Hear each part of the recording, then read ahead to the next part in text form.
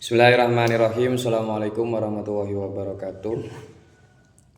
Alhamdulillahirabbil alamin wassalatu wassalamu ala asrofil anbiya wal mursalin sayyidina Muhammadin wa ala alihi washabihi ajmain amma ba'du. Yang kami hormati Al-Mukarram Kiai Haji Muhammad Hasan Mutawakkil Allah SHMM selaku pengasuh Pondok Pesantren Zainul Hasan. Dan yang kami hormati Bapak Rektor Universitas Islam Zainul Hasan Dr. Abdul Aziz Wahab BAMAG, dan tak lupa kepada dosen pembimbing 1 dan dosen pembimbing 2 yang telah memberikan support dan bimbingan hingga detik ini, yakni Ibu Vita Firdausiah MH dan Bapak Kiai Abdul Hanan MHI. Demi menyingkat waktu, kami di sini akan mempresentasikan proposal penelitian kami dengan PowerPoint. Oke, untuk yang pertama mengenai latar belakang masalah. Di situ kami mengangkat 2 hal.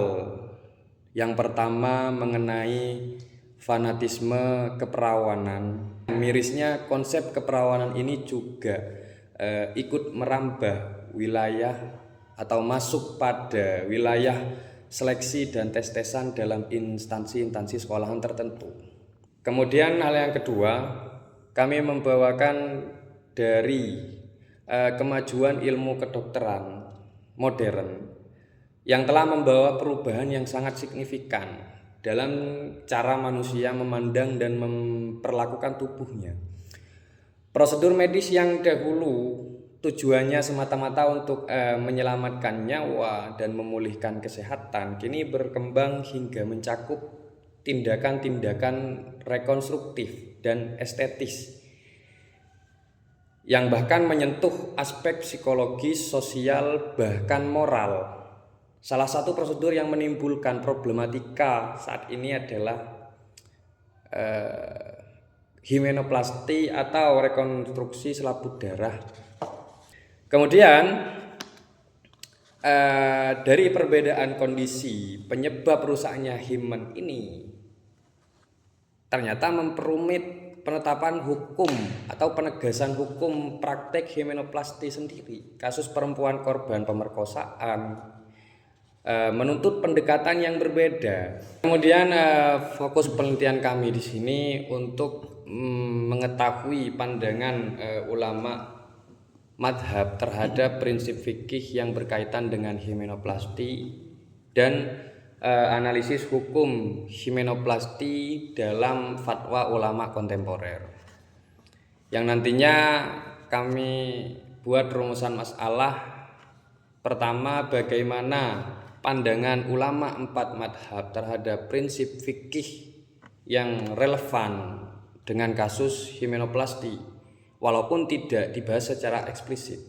Kemudian yang kedua, bagaimana pandangan fatwa ulama kontemporer terhadap rekonstruksi selaput darah ini sebagai persoalan medis dan moral. Kemudian tujuan kami dalam penelitian ini untuk menganalisis atau mengidentifikasi pandangan ulama 4 madhab terhadap prinsip-prinsip fikih yang valid. Yang kedua, untuk menganalisis pandangan fatwa ulama kontemporer mengenai himenoplasti atau rekonstruksi selaput darah sebagai persoalan medis dan moral. Yang mana manfaatnya, yang pertama manfaat secara teoritis. Di sini penelitian ini diharapkan dapat menambah khazanah keilmuan hukum Islam khususnya dalam kajian fikih kontemporer dan juga bisa menjadi referensi dalam pembahasan himenoplasti atau rekonstruksi selaput darah. Kemudian manfaat yang kedua, manfaat praktis. Yang pertama, bagi peneliti lain diharapkan dapat menjadi referensi atau rujukan.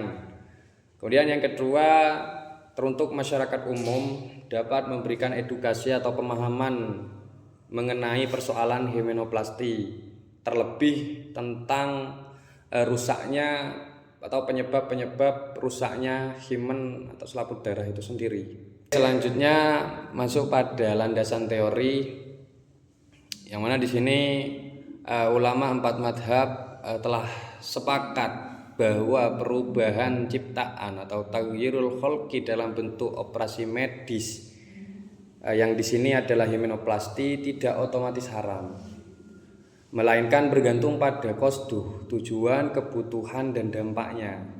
Perubahan yang bersifat pengobatan dan menghilangkan mudarat umumnya itu diperbolehkan, sedangkan perubahan yang bersifat kosmetik, ikut fashion, tren atau manipulatif itu cenderung diharamkan dengan pendekatan-pendekatan yang berbeda.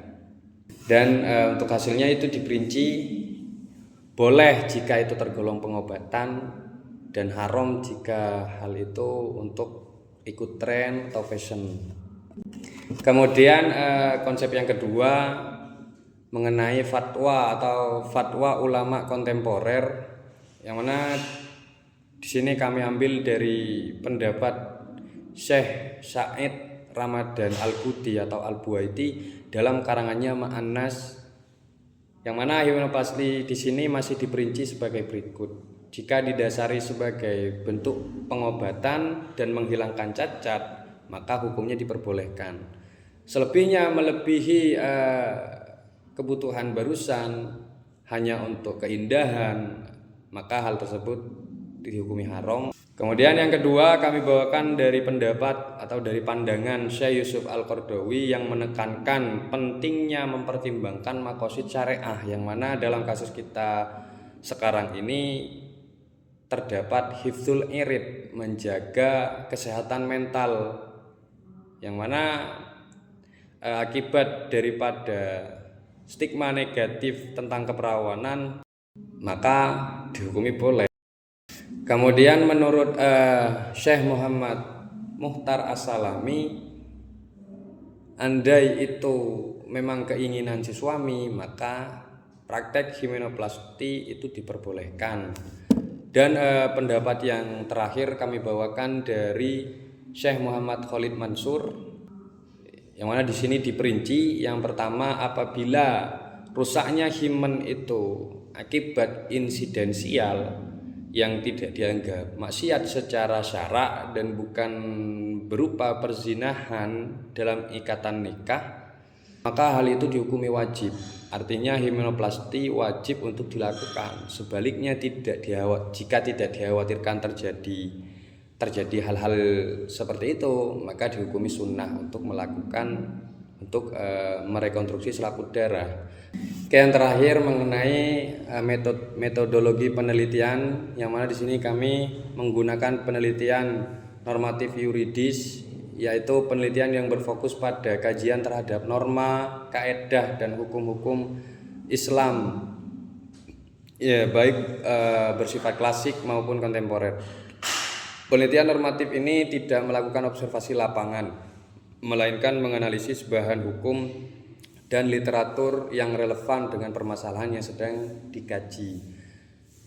Yang mana tujuannya dalam hal ini untuk menelaah konstruksi hukum himenoplasti berdasarkan pendapat ulama 4 madhab dan fatwa ulama kontemporer, dengan pendekatan pustaka, yaitu penelitian yang dilakukan dengan cara mengkaji dan menganalisis berbagai literatur primer dan sekunder yang berkaitan dengan topik penelitian. Kemudian mengenai sumber data dan sumber data penelitian, yang pertama data primer di sini kami bawakan dari Al-Qur'an dan hadis, kitab-kitab fikih klasik dan kontemporer, atau karya ulama kontemporer yang membahas persoalan operasi medis, terlebih tentang himenoplasti.